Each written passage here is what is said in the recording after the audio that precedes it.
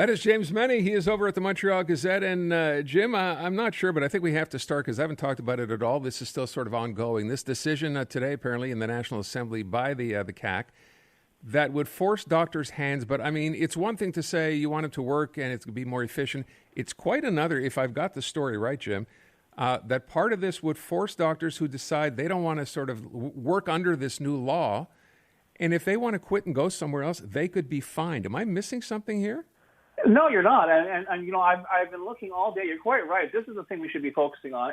And you know, if Francois Legault wants to play sorcerer's apprentice / accountant at large and decide to nickel and dime every doctor in the province of Quebec, well, okay, I guess he has the power to do that. He's in charge of the government. But when he turns around and says, you know, you'll be facing sanctions if you go private, or you'll be facing sanctions if you practice elsewhere, something's something strange is going on. I haven't been able to see a text of the proposed legislation yet. I'm seeing reports, though, that claims it prohibits for physicians from, quote, ceasing, reducing, or slowing down their professional activity compared to their usual activities. And they cannot take actions that would, quote, make them professionally disengaged from the public system. This is like absolutely bizarre. There's also some, murky reference to a monitoring mechanism that is going to be created to assess the reasons given by a physician who wants to withdraw from the public system. This is madness. And, you know, I don't like to jump on quotes from one side of a debate, but the doctors are right. This is harkening back to the Soviet Union. What are you going to have? Commissars going around to various clinics, going around or just monitoring the activities of doctors in Quebec?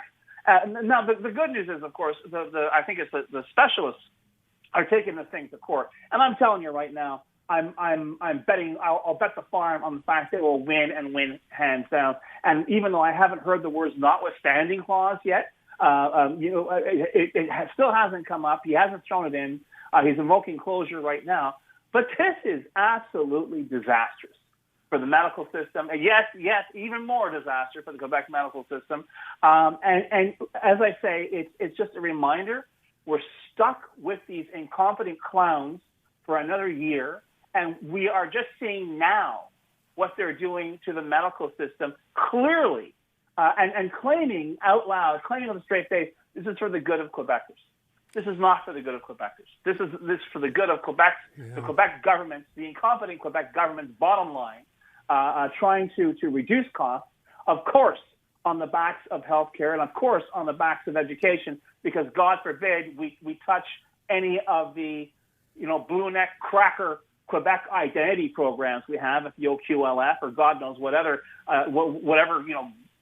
garbage populist policies they're coming up with. But this is really beyond the pale now.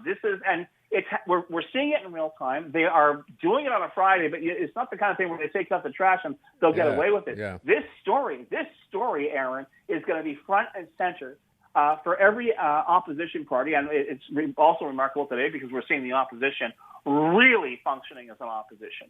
And the Liberals in particular. I know I've never hesitated to slap them in the back of the head every now and then, but I'll give them credit today. They're doing the job today, and one will presume that they will continue to do the job.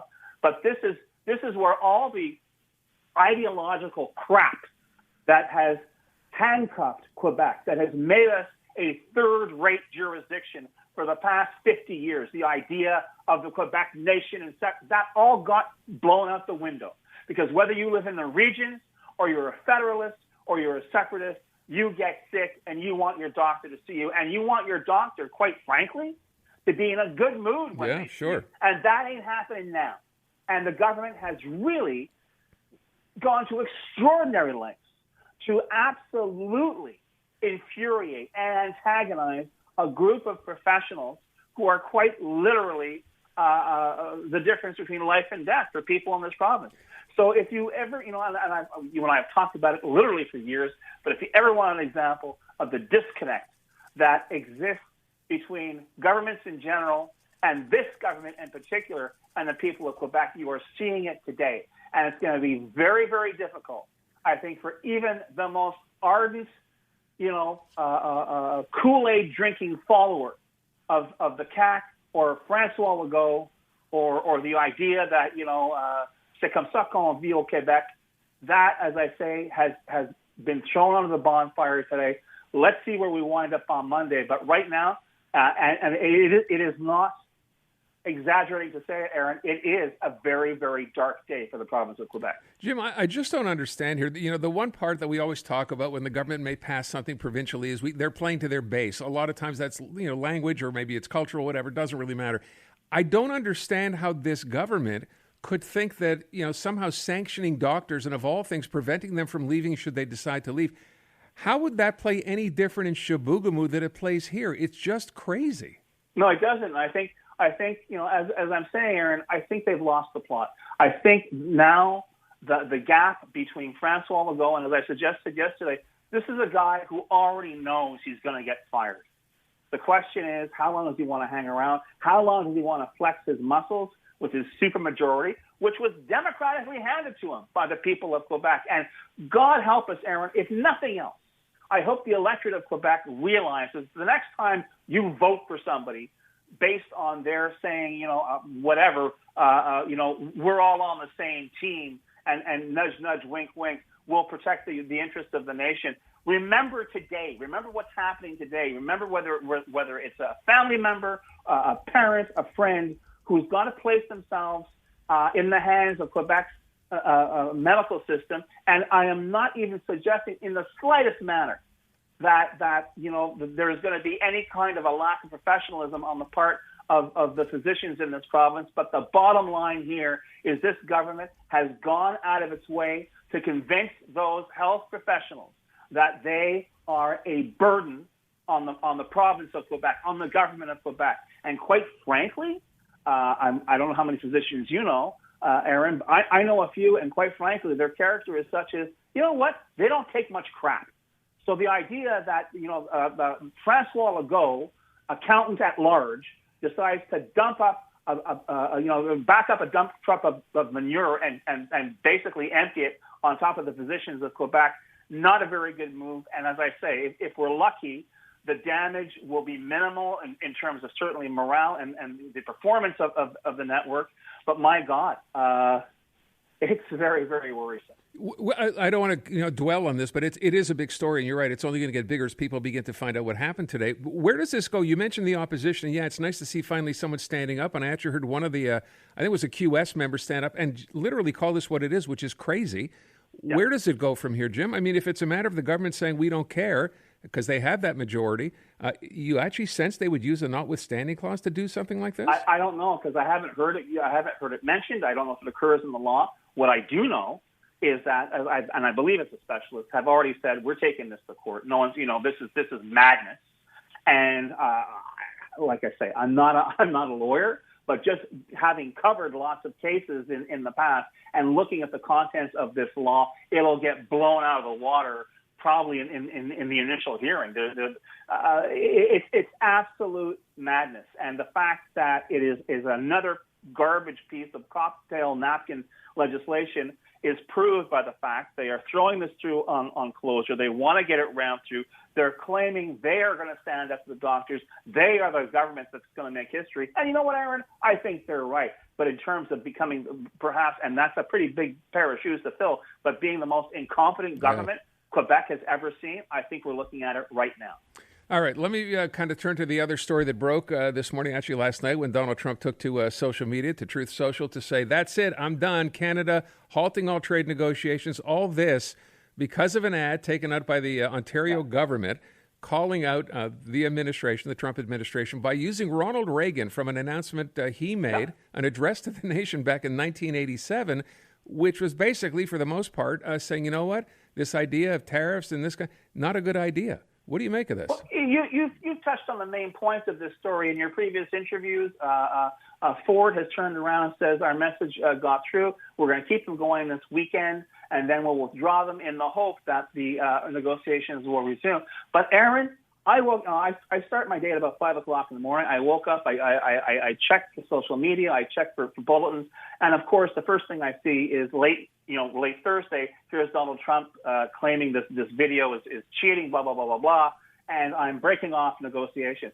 And I swear to God, the first thing I tell my wife is, don't be too shocked if you check the markets today, right? Because Trump just went mental again. Here's the thing: the markets didn't blink. Here's the thing: Canadian businesses are saying they didn't really say it out loud, but it's like, you know what? Everyone just chill. Yeah, we have been through this neighborhood before. And even Carney, when he was leaving for Asia, I don't know if you saw that scrum he did this morning. Yeah. A rather, how can I put it? He was in an affable mood, a very nonchalant approach to this. You know what? We know there's things we can do. We know there's things we can't do. He also knows he's going to be seeing Donald Trump next week during a summit with an economic summit in Asia, right, which will also be attended by, of course, the president of China. And who the prime minister wants to court as a source of new business, of new markets. And I think whether Donald, maybe he figured it out last night, or he certainly has figured it out today. All of this stuff we've been hearing about finding new markets, of changing our method of international trade, is slowly but surely happening. And the fact is, there was no concession made.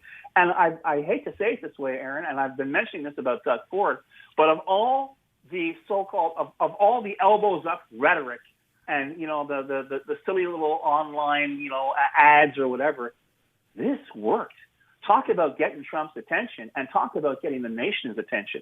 When you start citing Ronald Reagan, who in some parts of the U.S. conservative circles is a secular saint, turning around and suggesting the tariffs, the policies you're doing right now do not work. As far as I'm concerned, you scored a direct hit, and it was clear with Trump's reaction. And he's been relatively, unless I've missed something, he's been relatively quiet for the rest of the day. That arrow, if you will, hit home. And the fact he's going to have to sit through it for the rest of the weekend during the World Series, I think, is just icing on the cake. By the way, to your point, markets today not affected at all. Typically, when there's a trade thing, they either go way up or way down. Markets were up almost 500 points today on the Dow. So it was kind of I don't know, maybe this is a much ado about nothing moment, Jim. It may well be. But, before I embark on the weekend, there's just one, and you may have had texts on this, but I just got to get this off my chest, Aaron. The name of the TV show is Sybil Shepherd and Bruce Willis. Moonlighting. I said Blue Moon, didn't I? Yes, you did. Yeah, and I apologize because I used to love. I have that show. I own that show, Jim. It is. Thank you for that. Would have forgotten. James Mennie at the Montreal Gazette. Jim, have a great weekend. You too, buddy. Unmistakably Canadian. It's the music that raised you. The artists raising the bar. Hi, this is Bryan Adams. Hey, my name's Brett Emmons. I'm from the Glorious Sons. Hi, I'm Nelly Furtado. Made in Canada. The station that champions Canadian music. Loud, proud, and all yours. No passports required. Just press play. Tap into Made in Canada now on iHeartRadio.ca or the free iHeartRadio app.